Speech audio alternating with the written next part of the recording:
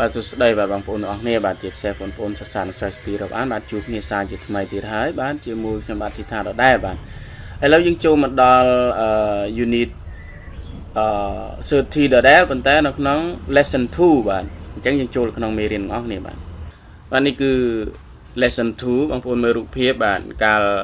មុនគឺលោក Yamamoto គាត់ទៅជួបនឹងលោក Billionaire ហើយលោក Billionaire ក៏បានណែនាំប្រាប់បាទប្រាប់ទៅក៏បានជួបអាលីបាទអាលីជូនតាឡើងឡានណាបាទជូនតា Yamamoto នោះឡើងឡានបាទអញ្ចឹងទេយើងមើលពាក្យពិបាកក្នុងមេរៀនយើងសិន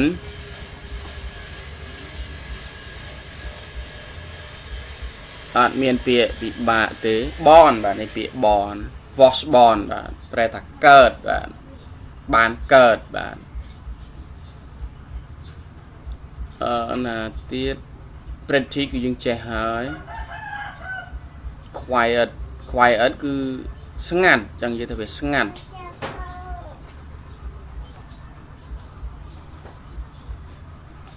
ណាទៀតបាទ parents បាទ parents ប្រែថាឪពុកម្ដាយបាទពាក្យ parents បាទប្រែថាឪពុកម្ដាយដល់មានពាក្យពិបាកទេបាទbank ធនាគារបាទគឺយើងចេះហើយ bank ធនាគារ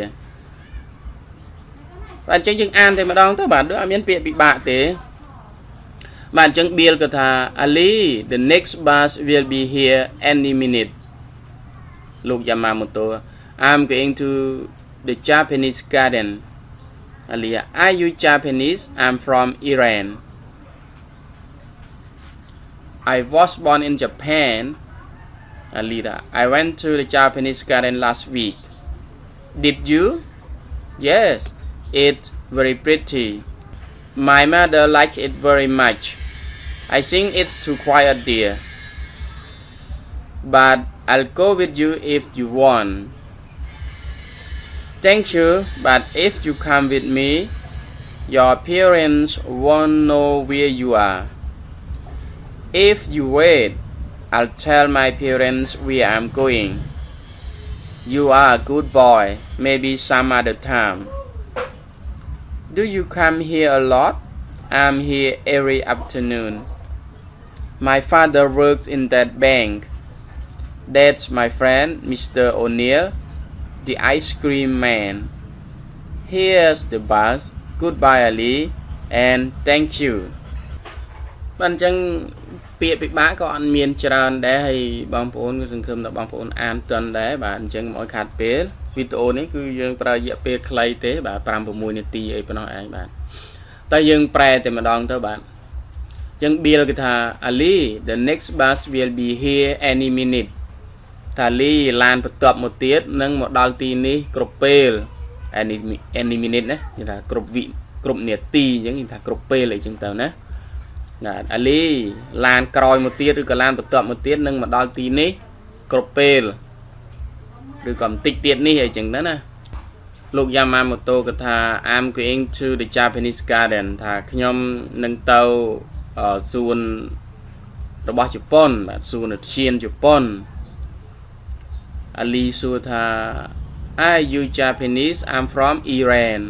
តើលោកជាជនជាតិជប៉ុនឬខ្ញុំមកពីប្រទេសអ៊ីរ៉ង់ចឹងលោក Yamamoto ក៏ថា I was born in Japan ថាខ្ញុំកើតនៅក្នុងប្រទេសជប៉ុន I went to the Japanese garden last week ថាកាលពីសប្តាហ៍មុនយើងប្រែមុនក៏បានណាកាលពីសប្តាហ៍មុនខ្ញុំបានទៅសួនឧទ្យានជប៉ុនឬក៏ខ្ញុំបានទៅសួនឧទ្យានជប៉ុនកាលពីសប្តាហ៍មុនបាទយើងប្រែយ៉ាងម៉េចក៏បានដែរពីរនេះប្រែ last week មុនក៏បាន last week ក្រោយក៏បានអញ្ចឹងលោក Yamamoto ថា did you ថាអូឯងបានទៅហីឯងហ្នឹងឯងបានទៅណាគឺ Japanese garden ឯងណាតែយើងអត់ប្រើប្រយោគវែងក៏គេថា did you yes it's very pretty ថាបាទខ្ញុំបានទៅហើយវាស្រស់ស្អាតណាស់ my mother liked it very much ម្ដាយរបស់ខ្ញុំចូលចិត្តវាខ្លាំងណាស់គឺចូលចិត្តអាសួនច្បារហ្នឹងណាបាទ I think it's too quiet dear but I'll go with you if you want ខ្ញុំយល់ថាឬក៏ខ្ញុំគិតថាខ្ញុំយល់ថាទីនោះគឺស្ងាត់ខ្លាំងណាស់ ប៉ុន្តែប្រសិនបើលោកប្រសិនបើខ្ញុំទៅជាមួយ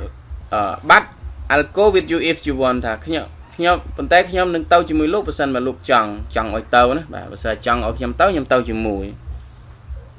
អញ្ចឹងលោកយ៉ាម៉ាម៉ូតូគាត់ថា thank you but if you come with me your parents won't know where you are ថាអរគុណហើយប៉ុន្តែប្រសិនបើឯងទៅជាមួយនឹងខ្ញុំឪពុកម្ដាយរបស់ឯងនឹងមិនដឹងថាឯងនៅឯណាទេ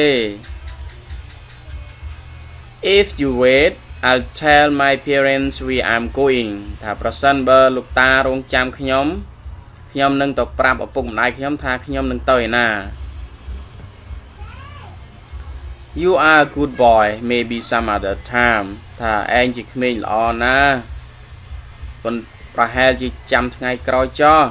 ណាចាំថ្ងៃក្រោយទៅណាចាំពេលក្រោយចោះ Do you come here a lot I'm here every afternoon My father worked in that bank That's my friend Mr. O'Neill the ice cream man ថាតើលោកមកទីនេះញឹកញាប់ទេតើលោកតាមកទីនេះញឹកញាប់ទេខ្ញុំមកទីនេះឬក៏ខ្ញុំនៅទីនេះរាល់ថ្ងៃថ្ងៃតែ afternoon គឺថ្ងៃត្រង់ណាមិនទើបថ្ងៃរសៀល afternoon បាទម៉ោង1ម៉ោង2ម៉ោង3អីហ្នឹងគេហៅថាថ្ងៃរសៀលហ្នឹងហើយមានន័យថាលីហ្នឹងនៅទីនេះរាល់ថ្ងៃណាបាទឲ្យតែរសៀលឡើងគឺនៅទីនេះរាល់ថ្ងៃឪពុករបស់ខ្ញុំធ្វើការនៅក្នុងធនាគារនោះគេចង្អុលទៅណាចង្អុលប្រាប់នោះធនាគារនោះណាឪពុករបស់ខ្ញុំធ្វើការនៅធនាគារនោះហើយនោះគឺជាមិត្តភ័ក្តិរបស់ខ្ញុំលោកអូនីលណាជាអ្នកលក់ការ៉េមបាទ the ice cream man ចាបាទជាអ្នកលក់ការ៉េម Here's the bus goodbye Ali and thank you អូឡានមកដល់ហើយ Here's the bus នេះមានន័យថាឡានគឺមកដល់ហើយណា